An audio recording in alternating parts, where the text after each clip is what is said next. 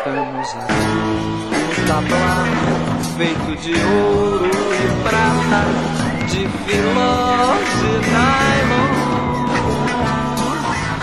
Eles querem... Dizem, até eu digo quando faço umas matérias lá na Carta Capital, que o disco está em extinção, né? Um inferno, imagino, para vocês e para mim também, que eu sou um colecionador doente de discos, sou rato de sebo, gosto de comprar as coisas mais absurdas, assim, aquilo que ficou esquecido no tempo. Essa coisa da crítica musical acho que é um problema sério nosso, não só a crítica musical, qualquer tipo de crítica no Brasil eu considero que na grande imprensa está sendo muito mal exercida. Então a crítica de política, a crítica econômica, comentário de futebol, crítica de cinema, tudo isso, a gente passou a confundir muito criticar com meter o pau, sabe? Botar defeito. Não é isso, sabe? A crítica devia ser outra coisa, devia ser uma coisa...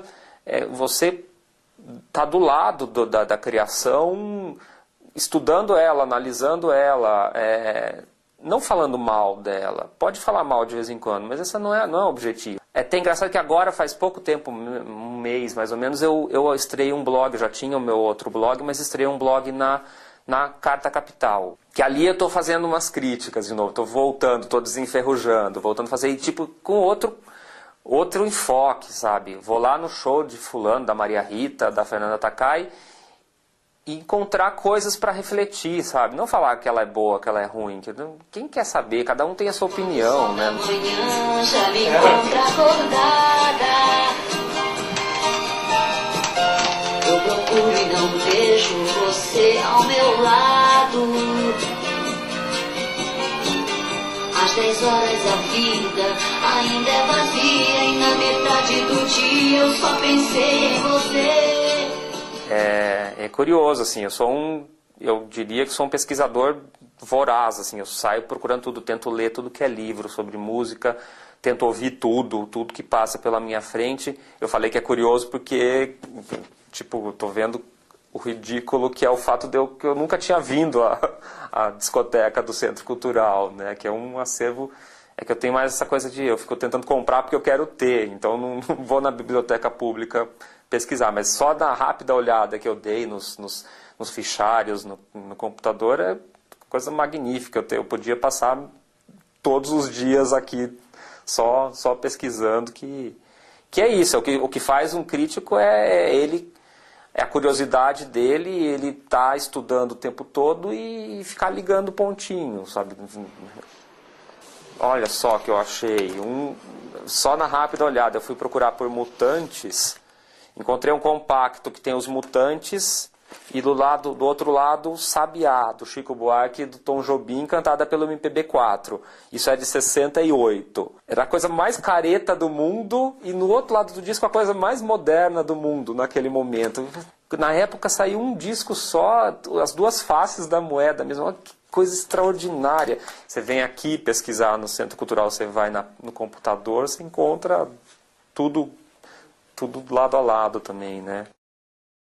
Então, meu primeiro livro saiu em 2000. Basicamente tem 5 capítulos principais. Um dedicado ao Caetano Veloso, um ao Gilberto Gil, um ao Paulinho da Viola, um ao Chico Buarque e um ao Jorge Ben.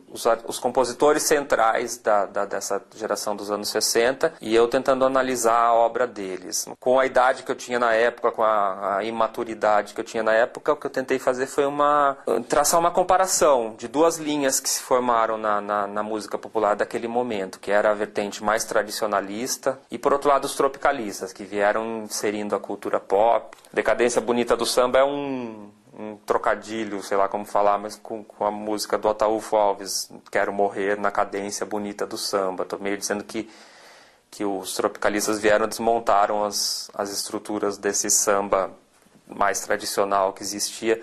Toda aquela cultura enorme de décadas do samba, A Voz do Morro, uma tentativa de estudar essa tensão, sabe? A vertente tradicionalista versus a vertente novidadeira, quem queria inserir Beatles, e tudo mais na música popular. E dentro da minha análise eu chego à conclusão e defendo a ideia de que o Jorge Ben é o elemento de síntese entre as duas vertentes. Isso acho que não está escrito no livro, isso eu penso hoje, mas hoje em dia eu diria assim, a tradição não é inimiga da modernidade, a tradição é irmã da modernidade. Na verdade, os tropicalistas tentaram cerebralmente, e conseguiram também fazer essa mesma coisa, falar da tradição e da modernidade ao mesmo tempo. Empurraram um monte de gente pro passado mesmo. E aí essa galera toda, Aracide Almeida, no momento que chegou o tropicalismo, foi meio que uma pá de cal naquela música antiga. Virou isso que a gente sabe hoje, um disco de 78 rotações, né? Aí 4 anos mais tarde eu lancei o Como 2 e 2 são 5, o que é super unanimidade, eu meio que meti o pau, e depois eu catei o Roberto Carlos, que é meio, ao mesmo tempo que ele é o artista mais popular da história do Brasil, essa camada da crítica, um pessoal mais de classe média para alta, todo mundo meio que ou detesta, ou torce o nariz, ou gosta escondidinho, né? Eu era um desses caras, eu demorei muito tempo para gostar do Roberto Carlos. Primeiro eu odiava, achava o fim da picada, e comecei uma jornada, assim. Um dia eu comprei um disco, que era o Jovem Guarda, que era o que tem Quero Que Vá Tudo Pro Inferno, e aí continua, né? Eu não sou fã absoluto, incondicional, muito pelo contrário, tenho um monte de críticas ao que o Roberto Carlos representa. Mas assim, ele para mim é a imagem do Brasil, sabe? De 1961, quando ele gravou o primeiro disco, até hoje, você pode olhar, pega qualquer momento, você quer entender o que era o Brasil no ano de 1981, pega o disco do Roberto Carlos em 81. Ele é a somatória ele é o nosso Bob Dylan, assim, é o cara que mais reúne características que são pertencentes a todos nós, assim. Pode achar um monte de coisa deles, mas se o cara consegue retratar a alma do povo dele, é por isso que ele é tão popular, é por isso que ele diz tanta coisa para tanta gente, né? Ninguém vai negar que ele é a cara da ditadura militar também, é a cara de um monte de coisa ruim, né? Mas aí é a cara, sabe? Se você quer entender a música brasileira, não dá para pular, tem que ir a fundo nesse cara. E foi o que eu tentei fazer nesse livro.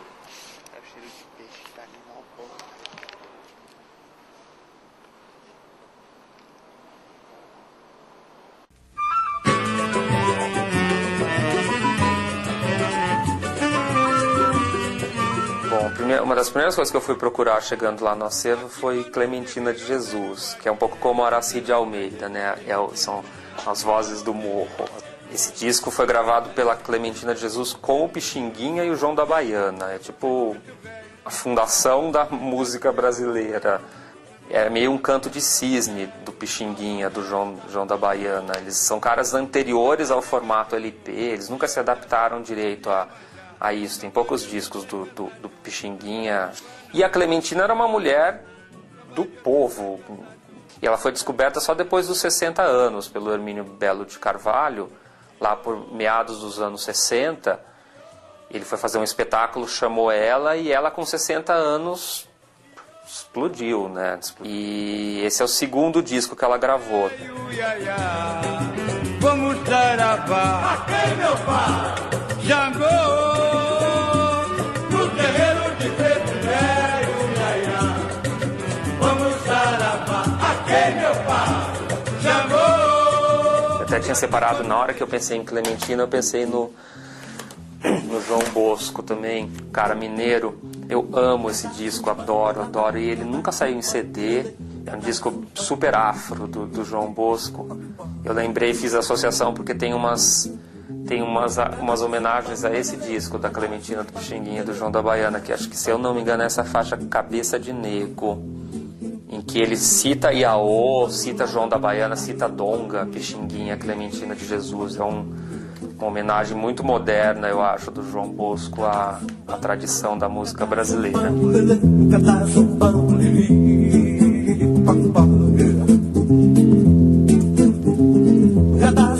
boleleu, cata zumbam, boleleu, cata zumbam.